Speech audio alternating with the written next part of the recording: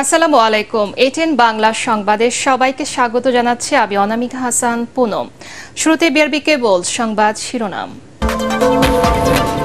বিচ্ছিন্ন ঘটনায় শেষ হলো তৃতীয় ধাপের উপজেলা নির্বাচন। ভোট পড়েছে ৩৫%। হবিগঞ্জে অসুস্থ হয়ে প্রিজাইডিং অফিসারের মৃত্যু।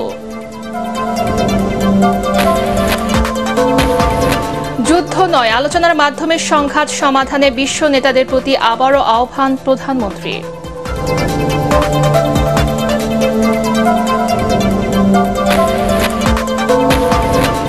অতি মূল্যস্ফীতিতে সাধারণ মানুষ প্রচণ্ড চাপে, রিজার্ভ না বাড়লে পরিস্থিতি ভালো হবে না মনে করেন অর্থনীতিবিদরা।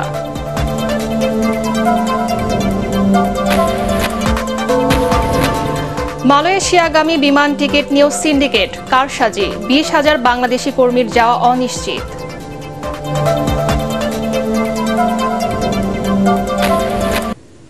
শুনছিলেন বিআরবি কেবল সংবাদ শিরোনাম, এবারে বিস্তারিত।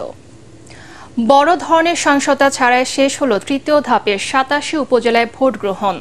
তবে এই ধাপের ভোটার উপস্থিতি ছিল কম। জাল ভোটের অভিযোগে ফেনীতে সহকারী প্রিজাইডিং অফিসার সহ ১০ জনকে আটক করেছে পুলিশ। সুনামগঞ্জের দোয়ারায় ধারালো অস্ত্রসহ এক প্রার্থীর এজেন্টকে আটক করা হয়েছে। এছাড়া ভোট নেওয়ার সময় মারা গেছেন হবিগঞ্জের উমেদনগরের একজন সহকারী প্রিজাইডিং। রিপোর্টে জানাচ্ছেন মাহবুব কবির চপল। ঘূর্ণিঝড় রিমালের ধাক্কা কাটিয়ে চট্টগ্রামে ভোট দিতে আসেন ৬০ এই নারী। গায়ের জোর না থাকলেও মনের জোরে নাগরিক দায়িত্ব পালন করেন তিনি।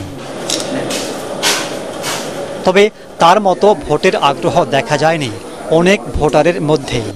চট্টগ্রামের আনোয়ারা উপজেলার একটি কেন্দ্রে দুই প্রার্থীর সমর্থকদের মধ্যে হাতাহাতি হয়।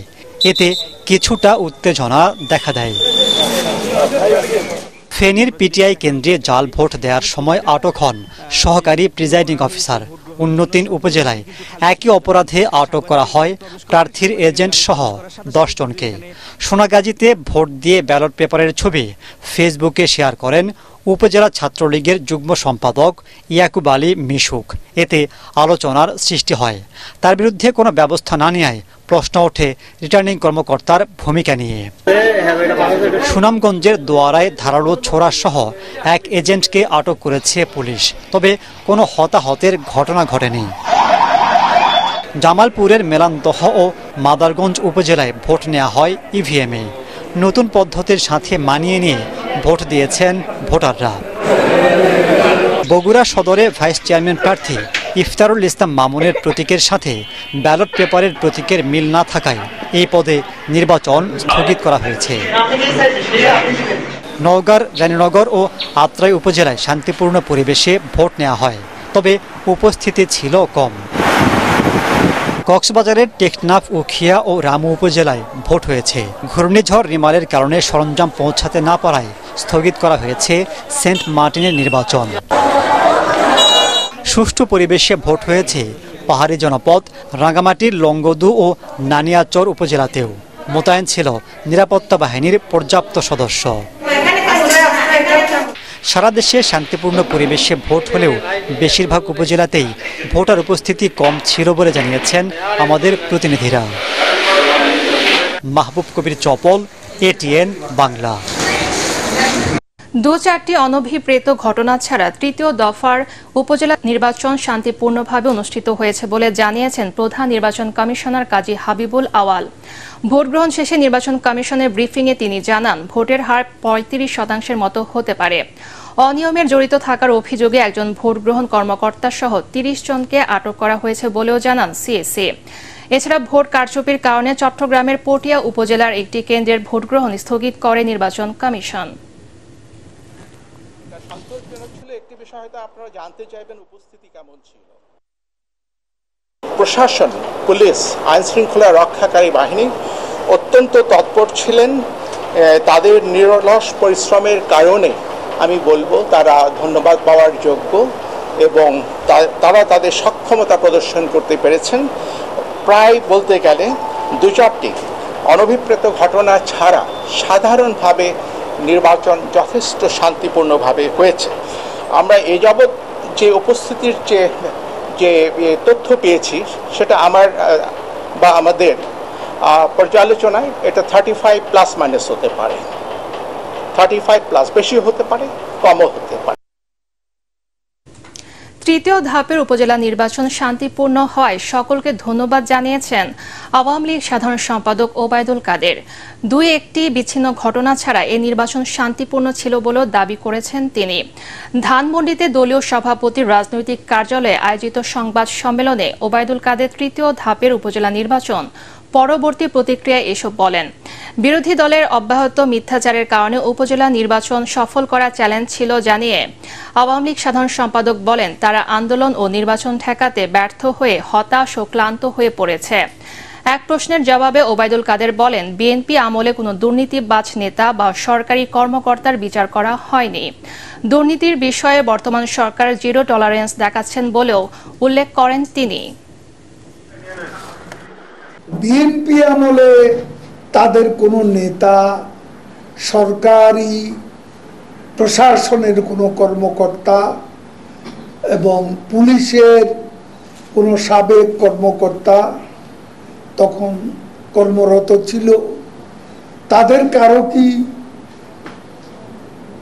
ইম্পিউনিটি কালচার তারা গড়ে তুলেছিল? তখন কি কারো বিচার হয়েছিল?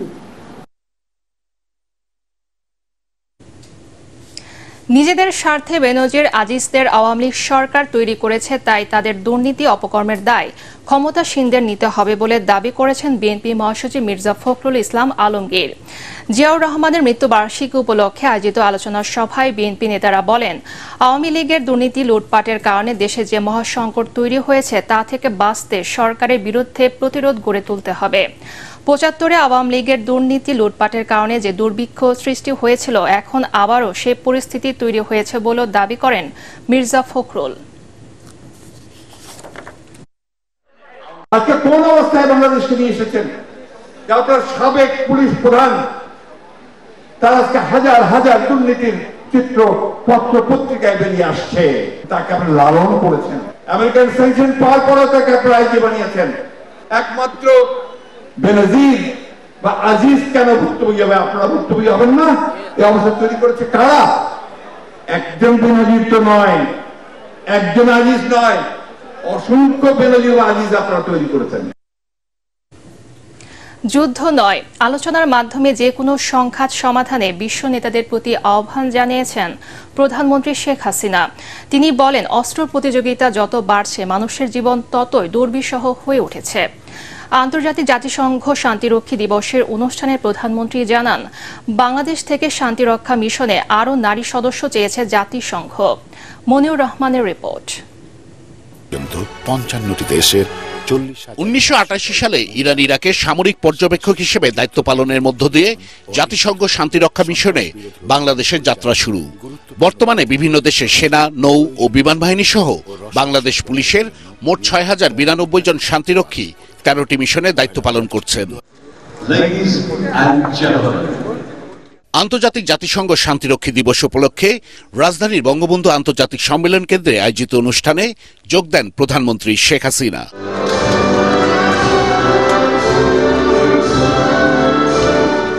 শুরুতে শহীদ শান্তিরক্ষীদের স্মরণে ১ মিনিট নীরবতা পালন করা হয়। শান্তি মিশনে দায়িত্ব পালনকালে আহত ৩ শান্তিরক্ষীর হাতে সম্মাননা পদক তুলে দেন প্রধানমন্ত্রী। বাংলাদেশকে বিশ্বের অন্যতম বৃহৎ শান্তিরক্ষী প্রেরণকারী দেশ উল্লেখ করে সরকার প্রধান জানান, শান্তি ও নিরাপত্তা বজায় রাখার বৈশ্বিক প্রচেষ্টায় বাংলাদেশ আজ দায়িত্বশীল ও নির্ভরযোগ্য নাম। যে সমস্ত দেশে আমাদের শান্তিরক্ষী বাহিনী কাজ করছে, তাদের রাষ্ট্রপ্রধান, সরকার প্রধান বা মন্ত্রীদের সাথে দেখা হয়, প্রত্যেকেই আমাদের শান্তিরক্ষীদের ভূয়সী প্রশংসা করেন।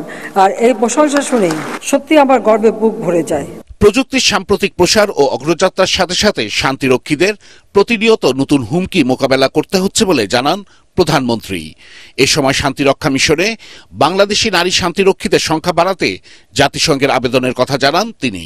এখন সবথেকে বেশি দাবি আসছে নারী শান্তিরক্ষীদের প্রেরণ করবার, এবং জাতিসংঘের সেক্রেটারি জেনারেল নিজেই আমাকে এটা বলেছেন যে আমরা যেন আরো বেশি করে নারী শান্তিরক্ষী প্রেরণ করি। অস্ত্র তৈরি ও প্রতিযোগিতার পেছনে অর্থ ব্যয় না করে জলবায়ুর অভিঘাত থেকে রক্ষা এবং শিশুদের কল্যাণে কাজ করতে বিশ্ব নেতাদের আহ্বান জানান প্রধানমন্ত্রী। যারা অস্ত্র তৈরি এবং অস্ত্র প্রতিযোগিতায় এত অর্থ ব্যয় করছেন তাদের কাছে আমার আহ্বান, আমরা শান্তির কথা বলি কিন্তু সংঘাতে লিপ্ত হই কেন? এই যে অর্থ ব্যয় হচ্ছে, এই অর্থ যদি ক্ষুধার্ত মানুষের আহারের ব্যবস্থা, শিক্ষার ব্যবস্থা, চিকিৎসার ব্যবস্থা করা হতো, তাহলে এই পৃথিবীতে শান্তি প্রতিষ্ঠিত হতো, মানুষের জীবন মান উন্নত হতো, মানুষ সুন্দরভাবে বাঁচতে পারত। কিন্তু এই সংঘাত প্রতিনিয়ত মানুষকে আরো কষ্টের দিকে ঠেলে দিচ্ছে। দিবসটি উপলক্ষে পরে ভিডিও কনফারেন্সে বিভিন্ন দেশে দায়িত্বরত বাংলাদেশি শান্তিরক্ষীদের সাথে শুভেচ্ছা বিনিময় করেন প্রধানমন্ত্রী শেখ হাসিনা। বলেন, শান্তির দূত হিসেবে দায়িত্ব পালনের মাধ্যমে বিশ্ব দরবারে দেশের ভাবমূর্তি উজ্জ্বল রাখার কথা। মনির রহমান, এটিএন বাংলা, ঢাকা। এদিকে র্যালি, আলোচনা সহ নানা আয়োজনে বিশ্বের অন্যান্য দেশের মতো বাংলাদেশেও পালিত হচ্ছে দিবসটি। এ উপলক্ষে রাজধানীর তেজগাঁওয়ে বিমান বাহিনীর বাসার ঘাঁটিতে পিস কিপার্স রান অনুষ্ঠানের আয়োজন করা হয়। এতে অংশ নিয়ে স্থানীয় সরকার মন্ত্রী তাজুল ইসলাম বলেন, বিশ্বের সংঘাতপূর্ণ অঞ্চলে শান্তির প্রতিষ্ঠায় কাজ করছে বাংলাদেশের শান্তিরক্ষীরা। একই সাথে দুস্থ ও যুদ্ধ বিধ্বস্ত জনগোষ্ঠীর মধ্যে আশার আলো হিসেবে কাজ করছেন তারা। পররাষ্ট্র মন্ত্রণালয়ের সশস্ত্র বাহিনী, বাংলাদেশ জাতিসংঘের আবাসিক প্রতিনিধি সহ বিভিন্ন ব্যক্তিবর্গ এ সময় উপস্থিত ছিলেন। শান্তিরক্ষা দিবস উপলক্ষে ময়মনসিংহেও র্যালি ও আলোচনা সভার আয়োজন করা হয়।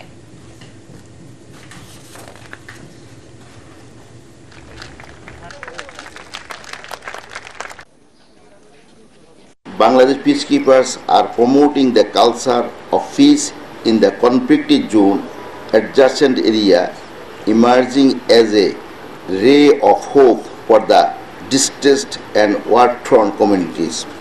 Our peacekeepers act as peace ambassador, promoting Bangladesh internationally as a country that respects and upholds the value of peace.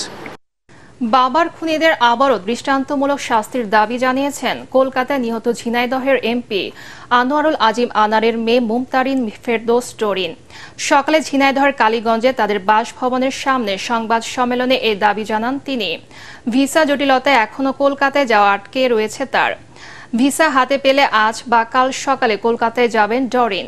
এর আগে কলকাতা নিউ টাউনের সঞ্জীবা গার্ডেন্সের সেপটিক ট্যাঙ্ক ভেঙে এমপির মরদেহের অংশবিশেষ উদ্ধার করেছেন গোয়েন্দারা। টুকরো করা কয়েক কেজি মাংস ও চুল দেখে ধারণা করা হচ্ছে এসব এমপি আনোয়ারুল আজিমের দেহের অংশবিশেষ। নিশ্চিত হতে তার ডিএনএ পরীক্ষার জন্য নেওয়া হয়েছে।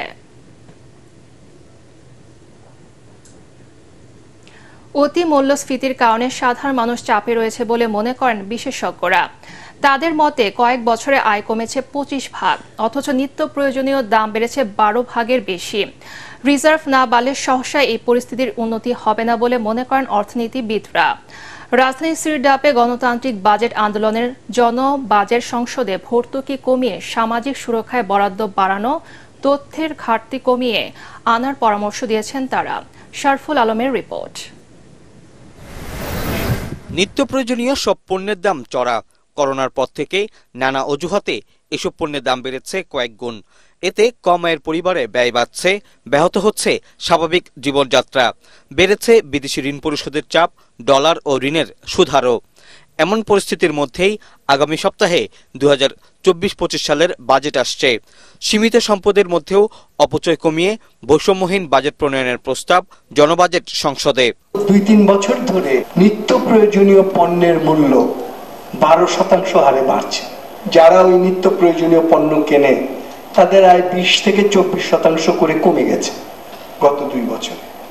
তাহলে আমাদের বাজেটে আমরা হিমশিম খাচ্ছি। তাহলে এই বাজেটে এটাকে অ্যাড্রেস করা হবে কিনা? যারা আয় করছে ডলার, যদি তারা ডলারটা দেশে রাখতো তাহলে রিজার্ভ এতটা ফল করতো না। চড়া মূল্যস্ফীতির সময়ে পিছিয়ে পড়া জনগোষ্ঠীর পাশাপাশি বাজেটে সামাজিক সুরক্ষা খাতে, অপ্রাতিষ্ঠানিক খাতে শ্রমজীবীদের যুক্ত করার পরামর্শ দিয়েছেন বিশেষজ্ঞরা। রেশনিং ব্যবস্থায় আরও বেশি প্রান্তিক জনগোষ্ঠীকে অন্তর্ভুক্ত করে আর্থিক খাতের সংস্কারের তাগিদ দিয়েছেন তারা। খাদ্য মূল্যস্ফীতি আমরা প্রায় গড়ে মূল খাদ্যপণ্যের ক্ষেত্রে 30 থেকে 35% পেয়েছি। এটা আসলে মাত্র এই 9-10% থাকার কথা না। সুতরাং এই যে বাংলাদেশের সাধারণ মানুষ যে অতি মূল্যস্ফীতির একটা চাপের ভিতরে রয়েছে, সেটি কিন্তু সরকারের ডকুমেন্টে কিন্তু সেটা প্রপারলি রিফ্লেক্ট হচ্ছে না। আমরা কি আসলে এই ধরনের কাঠামো দিয়ে কি দরিদ্র মানুষের সামগ্রিক উন্নয়নকে ভাবছি, নাকি না আসলে দরিদ্র মানুষের সামগ্রিক উন্নয়নের জন্য আরো অন্য কিছু ব্যাপক ভিত্তিক উদ্যোগ নেবার দরকার রয়েছে? এখনকার পরিস্থিতি যে লোন করে লোন পরিশোধ হবে না, লোন করে আগের লোনের সুদ পরিশোধ করা যেতে পারে। মেগা প্রজেক্ট থেকে মেগা আয় হয়েছে এমন কোন প্রজেক্ট মনে হয় আমাদের চোখে পড়লো না। এই অর্থ ব্যবস্থাটা গুটি কয়েক ব্যবসায়ী এবং আমলাদের স্বার্থ আর গুটি কয়েক রাজনীতিবিদের স্বার্থে পরিচালিত হচ্ছে। কর্মসংস্থান হয় এমন প্রকল্পে বরাদ্দ বাড়ানোর পাশাপাশি নিত্য প্রয়োজনীয় পণ্যের দাম কমিয়ে আনতে সরকারের উদ্যোগের কথা উঠে আসে জনবাজেট সংসদের আলোচনায়। আমরা আগাতে পারি সেই বই। শরফুল আলম, এটিএন বাংলা, ঢাকা। আপনার দ্রব্য সাবেক আইজিপি বেনজির আহমেদ ও সাবেক সেনাপ্রধান অবসরপ্রাপ্ত জেনারেল আজিজ আহমেদকে সরকার কোনো সুরক্ষা দেবে না বলে জানিয়েছেন প্রধানমন্ত্রীর শিল্প ও বিনিয়োগ বিষয়ক উপদেষ্টা সালমান এফ রহমান। কলকারখানা, শিল্প ও বাণিজ্যিক প্রতিষ্ঠানে নিরাপদ কর্ম পরিবেশ নিশ্চিতে গঠিত জাতীয় কমিটির বৈঠক শেষে সাংবাদিকদের প্রশ্নের উত্তরে তিনি কথা বলেন। এখন থেকে বাণিজ্যিক ভবন নির্মাণের যথাযথ কর্তৃপক্ষের অনুমোদন যাচাই বাছাইয়ের পর চূড়ান্ত অনুমোদন দেয়া হবে বলেও জানান তিনি। ফজলে রাব্বির রিপোর্ট। কলকারখানা, শিল্প ও বাণিজ্যিক প্রতিষ্ঠানে দুর্ঘটনা রোধ ও নিরাপদ কর্মপরিবেশ নিশ্চিতে গঠিত জাতীয় কমিটির এই বৈঠকে ছিলেন স্বরাষ্ট্রমন্ত্রী, শিল্পমন্ত্রী, স্থানীয় সরকার মন্ত্রী, বাণিজ্য প্রতিমন্ত্রী ও ঢাকা উত্তর সিটি কর্পোরেশনের মেয়র সহ বিভিন্ন পর্যায়ের কর্মকর্তারা। 2 ঘন্টারও বেশি সময় ধরে চলা বৈঠকে সর্বোচ্চ অগ্রাধিকার দিয়ে আলোচনা হয় শ্রমিক কর্মচারীদের জীবন ও বাণিজ্যিক ভবনের নিরাপত্তা নিয়ে। প্রফেশনাল বডিগুলি যেটা আছে, ধরেন ইনস্টিটিউট অফ আর্কিটেকচার, তারপর ইনস্টিটিউট অফ ইঞ্জিনিয়ার, তারা কিন্তু তাদের একটা লিস্ট দিয়ে দিবে তাদের অথরাইজড কারা আছে, স্ট্রাকচারাল ইঞ্জিনিয়ার, ইলেকট্রিক্যাল ইঞ্জিনিয়ার, আপনার প্লাম্বিং, এমইপি, মেকানিক্যাল, ইলেকট্রিক্যাল, ওদের লিস্ট দিবে এবং ডিসি যারা যখন দিবেন তারা দেখবে যে প্ল্যানগুলি দিয়েছে, যারা এই তালিকাভুক্ত যারা আছেন তাদের সই আছে কিনা যে ডিজাইনে, তারপরে তারা প্ল্যানটা পাস করবে। সাম্প্রতিক সময়ে সাবেক আইজিপি বেনজির আহমেদের দুর্নীতি এবং সাবেক সেনাপ্রধান অবসরপ্রাপ্ত জেনারেল আজিজ আহমেদের অনিয়মে সরকার বিব্রত কিনা এমন প্রশ্নের জবাবে প্রধানমন্ত্রীর উপদেষ্টা বলেন, আইন লঙ্ঘনকারীদের সরকার কোনো সুরক্ষা দিচ্ছে না, তাই বিব্রত হওয়ার কিছু নেই। যদি কেউ আইন ভঙ্গ করে থাকে তাহলে আইন অনুযায়ী ব্যবস্থা নেওয়া হবে। এখানে কিন্তু সরকারের কোন রকমের কোনো এম্বারেসমেন্টের আমি কিন্তু বিশ্বাস করি না হবে। আইন তার নিজের গতিতে চলবে।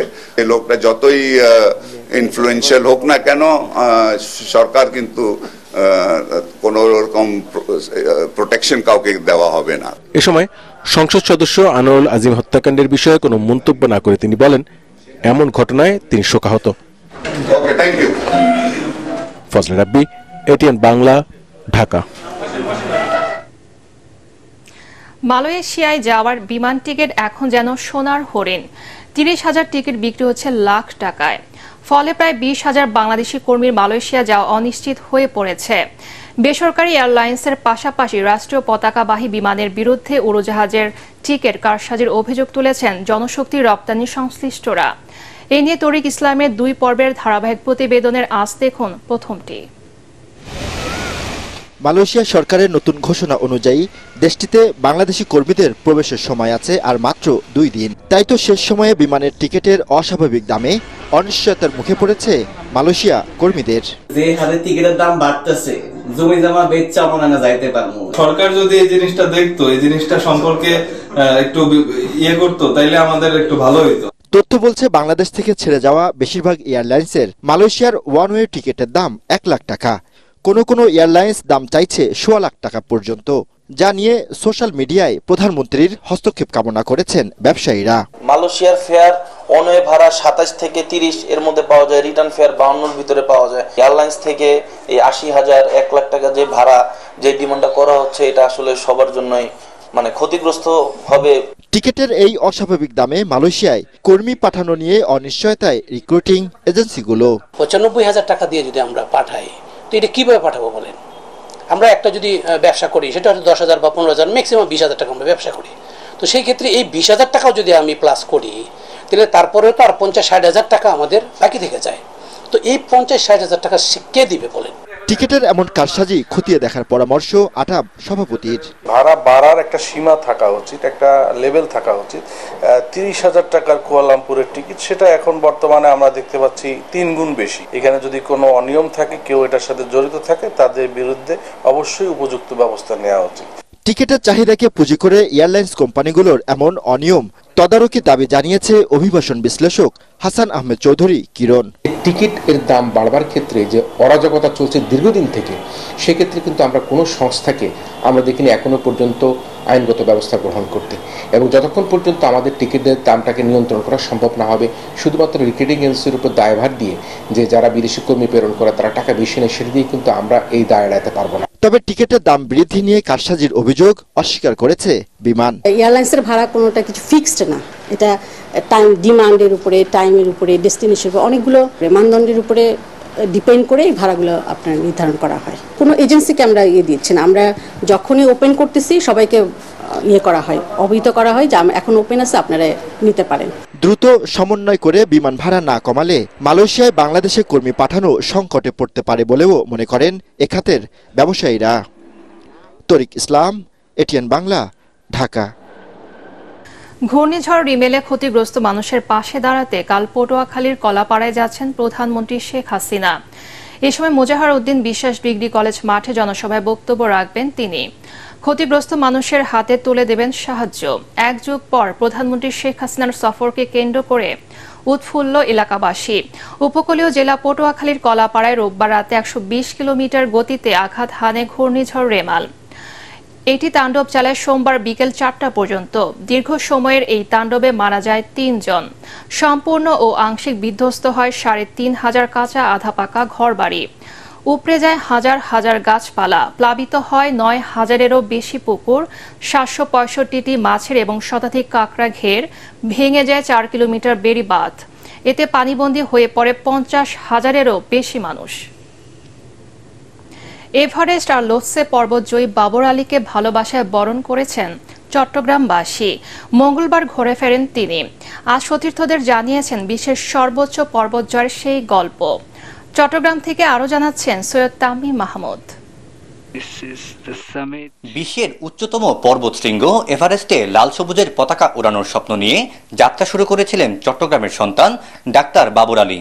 সকল বাধা দূর করে ষষ্ঠ বাংলাদেশী হিসেবে এভারেস্টে নিজের নাম লিখে বীরের বেশেই দেশে ফিরলেন তিনি। শুধু তাই নয়, প্রথমবারের মতো একই অভিযানে হিমালয়ের 2টি 8,000 মিটার উচ্চতার পর্বতশৃঙ্গ জয়ের কীর্তিও দেখিয়েছেন তিনি। এভারেস্ট থেকে নামার সময় আমি তুষার জড়ে পড়েছিলাম, যেটা প্রায় 2.5 ঘন্টা ছিল। একটা জায়গায় বসেছিলাম, একটা এক্সপোজড রিচ বা গিরিশিরাই, তো এমন একটা জায়গায় যেখানে কোথাও কোনো আড়াল নেই আর কি। তো ওই জায়গায় টানা যে বাতাস এবং তুষারের ঝাপটা, এইটা আমাকে মানে পুরো অভিযানে আমাকে ভয় পাইয়েছে বা চ্যালেঞ্জের মুখে ফেলেছে আসলে এইটাই। বাবর আলী তার দুঃসাহসিক যাত্রার বর্ণনা দিয়ে বলেন, এভারেস্টের উচ্চতা বেশি হলেও লোৎসে আরোহণ ছিল তার চেয়েও কঠিন। আমি যেহেতু ক্লাইম্ব করতে পছন্দ করি, তো আমাকে লোৎসের ক্লাইম্বটা মানে বেশি আনন্দ দিয়েছে, কারণ এটার চ্যালেঞ্জটা, ডিফিকাল্টিসটা অনেক বেশি ছিল। ফেস ধরে ক্লাইম্ব করতে হয়। তো পর্বতে মোটামুটি 3 ধরনের ক্লাইম্ব হয়। একটা হচ্ছে রিচ বা গিরিশিরা ধরে, 2 দিকে স্লোপ থাকে, ঢাল থাকে, এটা ফেস ধরে হয়। আর একটা হয় কুলোয়া বলে এমন একটা জিনিস যেটা পর্বত গায়ের একটা সংকীর্ণ খাত। এভারেস্ট জয়ের চেয়েও অভিযানের অর্থ জোগাড় করা অভিযাত্রীদের জন্য বড় চ্যালেঞ্জ বলেও উল্লেখ করেন বাবর আলী। স্পন্সর ছাড়াও কিছু ব্যক্তিগত ঋণ এবং অর্থের বড় একটি অংশ ক্রাউড ফান্ডিং এর মাধ্যমে পেয়েছেন বলেও সাংবাদিকদের জানান তিনি। সৈয়দ তামিম মাহমুদ, এটিএন বাংলা, চট্টগ্রাম। সরকারি আজিজ বেনজিরদের তৈরি করেছে, তাই তাদের অপকর্মে সরকার বিব্রত নয়, এমন মন্তব্য করেছেন নাগরিক ঐক্যের আহ্বায়ক মাহমুদুর রহমান মান্না। কারাবন্দী বিরোধী নেতাকর্মীদের মুক্তির দাবিতে জাতীয় প্রেস ক্লাবের সামনে মানববন্ধনে তিনি বলেন, মন্ত্রী এমপিদের অপকর্মে প্রমাণ হয়েছে আওয়ামী লীগ দুর্বৃত্তদের পৃষ্ঠপোষক। এতে গণ অধিকার পরিষদের সভাপতি নুরুল হক নূর বলেন, আজিজ বেনজিরদের মাধ্যমে আওয়ামী লীগ ক্ষমতা দখল করেছে, তাই তাদের অপকর্মের দায় সরকারকে নিতে হবে। দমন পীড়ন করে বেশি দিন ক্ষমতায় থাকা যাবে না বলেও জানান বক্তারা। 2018 রাতের ভোট ডাকাতির পক্ষে আজিজ সাহেব কি বলেছিলেন, এত সুন্দর ভোট বিশ্বে খুব কম হয়েছে। ওদেরকে বানিয়ে নিজের দলের মধ্যে আরো কতগুলো চোর বানিয়েছেন। এই দুষ্কৃতিকারীদের বিচারের দাবিতে কেন এখন পর্যন্ত আজিজ কিংবা বেনজিরকে গ্রেফতার করা হয়নি? যে তারা নিজেদের অপকর্ম ভাগ বাটোয়ারায় ঘাটতি পড়েছে, তাই এটা পত্রিকা এসেছে। না হলে হয়তো পুলিশ প্রধান বেনজিরের এই ইতিহাস হয়তো আমরা জানতাম অনেক পরে। আল আরাফা ইসলামী ব্যাংক অর্থ সংবাদ।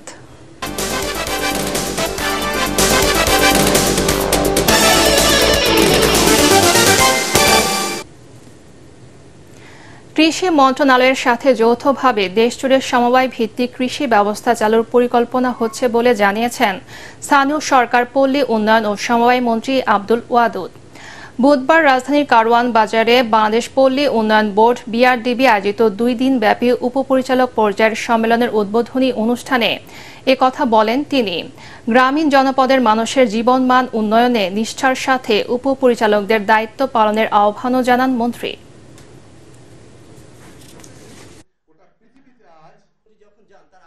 গোটা বাংলাদেশে যে আগেকার সমবায় সমিতিগুলো ছিল, সেই সমবায় সমিতিগুলোকে পুনরুজ্জীবন করা এবং তাদের মাধ্যমে আমাদের কৃষি মন্ত্রণালয়কে সাথে ইন্টারেক্ট আমরা করব, সিনক্রোনাইজ করব যে আমাদের যে ম্যান পাওয়ার এবং কৃষি মন্ত্রণালয়ের যে ইকুইপমেন্ট এবং আমাদের ইকুইপমেন্ট এবং ওদের ইকুইপমেন্ট, ওদের ম্যান পাওয়ার, আমাদের ম্যান পাওয়ার একটা সিনক্রোনাইজ করব, করে এটাকে একটা বিগ ড্রাইভ দেবো, গোটা বাংলাদেশকে আমরা করব। আদালতে মামলা নিষ্পত্তির ক্ষেত্রে দীর্ঘ শত্রুতা, আর্থিক ক্ষতি ও মানসিক হয়রানির কারণে স্থানীয় পর্যায়ে বিরোধ নিষ্পত্তি প্রক্রিয়া জনপ্রিয় হয়ে উঠছে।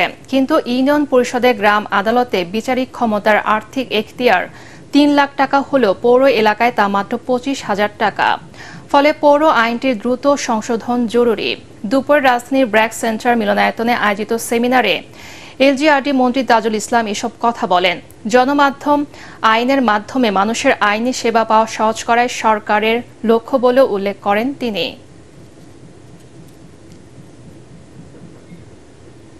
এবারে পার্টিস খেলার খবর।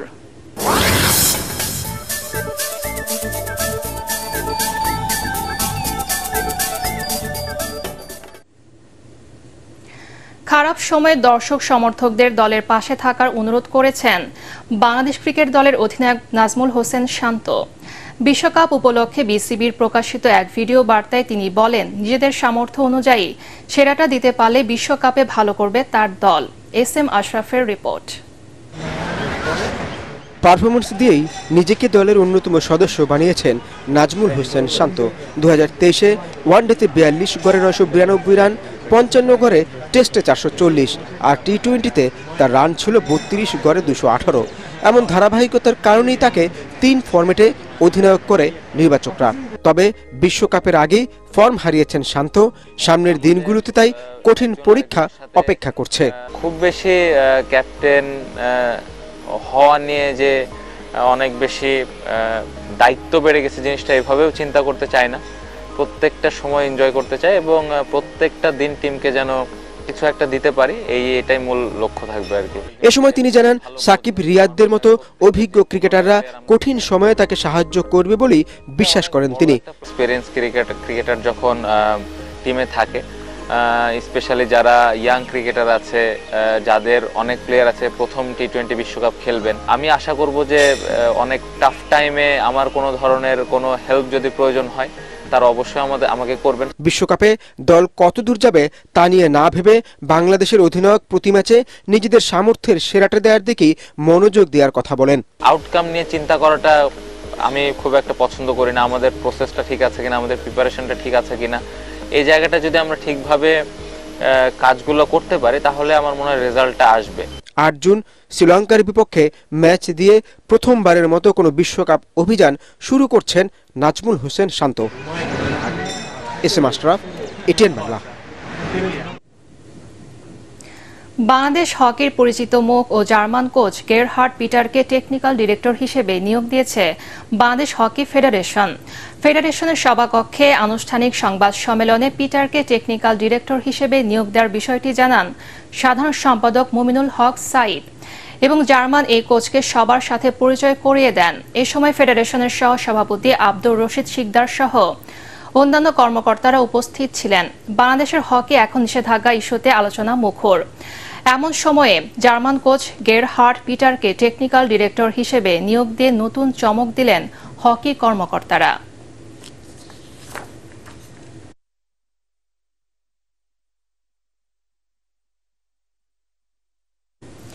পাঁচটি লোনা সহ 59 থেকে 19 পয়েন্টে ইন্দোনেশিয়াকে হারিয়ে বঙ্গবন্ধু কাপ আন্তর্জাতিক কাবাডি টুর্নামেন্টের সেমিফাইনালের পথে hat trick champion Bangladesh. Mirpur Shaheed Suhrawardy indoor স্টেডিয়ামে শুরু থেকে আধিপত্য বিস্তার করে খেলতে থাকে লাল সবুজের দল। তাতে প্রথমার্ধে লিড নেয় 35 থেকে 2 পয়েন্টে। প্রথম ম্যাচে নৈপুণ্যের ধারাবাহিকতা বজায় রেখে ম্যাচসেরা হয়েছেন স্বাগতিক দলের রেইডার মিজানুর রহমান। তরুণ এই রেইডার প্রতিপক্ষের কাছ থেকে আনেন 18 পয়েন্ট। প্রথমার্ধে 3টি এবং খেলার দ্বিতীয়ার্ধে আরও 2টি লোনা পায় কোচ আব্দুল জলিলের দল।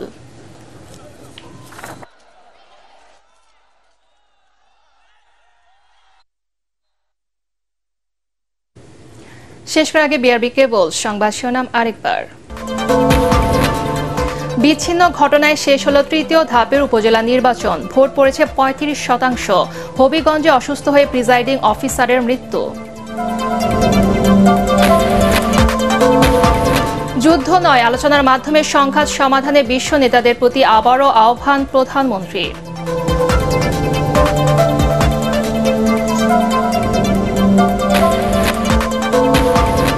অতি মূল্যস্ফীতিতে সাধারণ মানুষ প্রচণ্ড চাপে। রিজার্ভ না বাড়লে পরিস্থিতি ভালো হবে না মনে করেন অর্থনীতিবিদরা।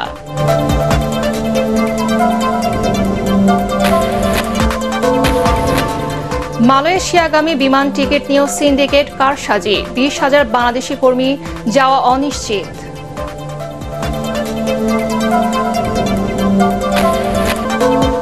পরবর্তী সংবাদ দেখার আমন্ত্রণ জানিয়ে এখনকার মতো শেষ করছি। ATN বাংলার সংবাদ ইউটিউবে দেখতে ব্রাউজ করুন youtube/ATN বাংলা নিউজ। ধন্যবাদ সবাইকে।